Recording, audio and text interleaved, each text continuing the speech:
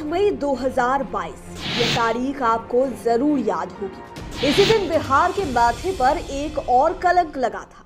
बिहार लोक सेवा आयोग यानी कि बीपीएससी 67वीं की पीटी परीक्षा का पेपर लीक हो गया था। आज 25 जून 2022 है। इस मामले में 15वां आरोपी आर्थिक अपराध इकाई की टीम के हाथ लगा है।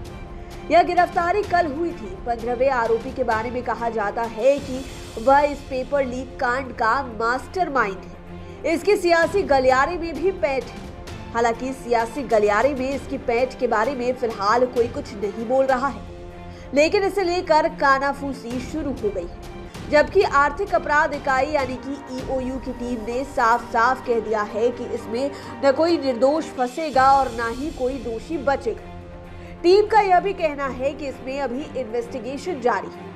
इसमें और भी कई बड़े चेहरे गिरफ्तार हो सकते हैं। दूसरी ओर एसआईटी की टीम भी इस कांड की जांच काफी बारीकी से कर रही है। एसआईटी की team criminal conspiracy, money trail समेत अन्य महत्वपूर्ण बिंदुओं पर इन्वेस्टिगेशन कर रही है। साथ ही इस षड्यंत्र में शामिल हर दोषी व्यक्ति के खिलाफ साक्ष्य के आधार पर एक्शन लिया जाएगा।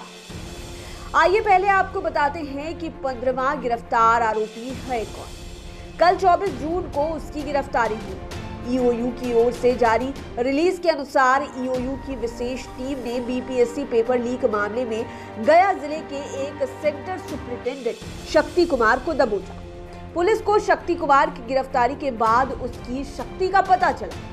कॉलेज के एफिलिएशन समाप्त किए जाने बाद भी उसके कॉलेज को कई परीक्षाओं का केंद्र बनाया गया था। शक्ति कुमार को गया जिले के डेल्हा स्थित रामशरण सिंह इवनिंग कॉलेज में सेंटर सुपरिटेंडेंट बनाया गया था। ईओयू के अनुसार शक्ति कुमार ही पहला व्यक्ति है जिसने बीपीएससी के पेपर का फोटो खींचकर वायरल किया।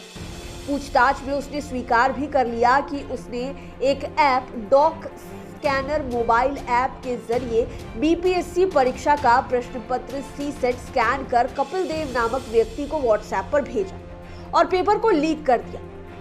अब कोर्ट ने शक्ति कुमार ने ईओयू की टीम को यह बताया कि रामशरण सिंह इवनिंग कॉलेज साल 2010 में गया के दिल्ली में किराए के भवन में खोला गया। इस प्राइवेट कॉलेज में वह खुद ही प्रिंसिपल की जिम्मेवारी संभाल रहा था। इस कॉलेज को 2011 में एफिलिएशन मिला था, लेकिन 2018 में इसका एफिलिएशन खत्म कर दिया गया था। इसके बाद भी घोर आश्चर्य है कि विगत 4 वर्षों से इस कॉलेज को विभिन्न कॉम्पिटिटिव एग्जाम्स के सेंटर बनाया जा रहा था। इतना ही नहीं, कॉलेज के प्रिंसिपल रहे शक्ति कुमार की शक्ति का अंदाजा इससे भी आप लगा सकते हैं कि इस कॉलेज में कॉम्पिटिटिव एग्जाम के अलावे मैट्रिक और इंटर की परीक्षाओं का भी केंद्र पड़ता रहा है। इसी कॉलेज में एफिलिएशन खत्म होने के बाद भी 8 मई 2022 को हुई बीपीएससी की संयुक्त प्रारंभिक प्रतियोगिता परीक्षा का सेंटर भी पड़ा। ईओयू की विशेष जांच टीम ने इस कॉलेज में छापेमारी और तलाशी कर कुछ डॉक्यूमेंट और इलेक्ट्रॉनिक इंस्ट्रूमेंट भी जब्त किए हैं। आपको यह भी याद होगा कि बीपीएससी 67वीं की पीटी परीक्षा इसी साल 8 मई को पटना समेत विभिन्न जिलों में हुई थी।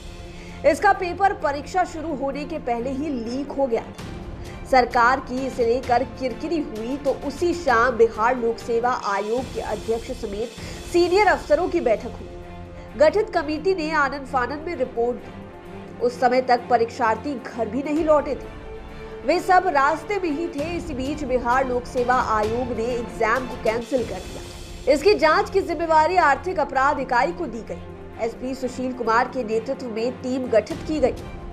तब यह टीम लगातार अपने इन्वेस्टिगेशन में आगे बढ़ रही है और कल तक इस टीम ने 15 लोगों को गिरफ्तार कर लिया है।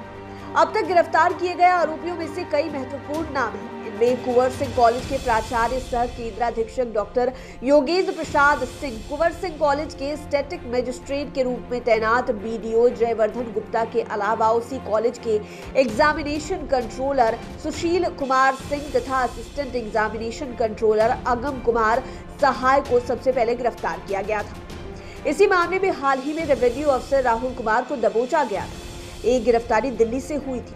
इसके अलावा कई अधिकारी, सॉल्वर और छात्र भी पकड़े गए। पूछताछ के आधार पर ही ईओयू टीम अनुसंधान में लगातार आगे बढ़ रही है। और अब बड़ी मछली के रूप में शक्ति कुमार को गिरफ्तार किया गया है। लेकिन सूत्रों की माने तो आज भी इस मामले का मास्टरमाइंड फरार है। कहा जाता है कि बीपीएससी पेपर लीक मामले का मुख्य सरगना आनंद गौरव उर्फ पिंटू यादव अब भी पुलिस की पकड़ से बाहर है। वह एनआईटी से इंजीनियरिंग की पढ़ाई कर चुका है। आर्थिक अपराध इकाई द्वारा गिरफ्तार किए गए युवकों से पूछताछ में खुलासा हुआ है कि मामले के गिरोह का मास्टरमाइंड आनंद और पिंटू यादव साल 2015 में उत्तर प्रदेश के इलाहाबाद में अध्यापक भर्ती घोटाले में भी गिरफ्तार हो चुका है। सूत्रों की माने तो पिंटू यादव की गिरफ्तारी के बाद पुलिस टीम को कई और सफलता मिली। कुछ और बड़ी मछलियां ईओयू टीम के हाथ लगी। बहरहाल बीपीएससी पेपर लीक मामले में अनुसंधान जारी। देखना दिलचस्प होगा कि इसमें और कौन कौन लोग पकड़े जाते हैं। यह भी सच है कि ईओयू टीम को इसमें लगातार सफलता भी मिल रही है। कुछ दिनों पटना में भी कई तरह के डिवाइसेस जब्त किए गए।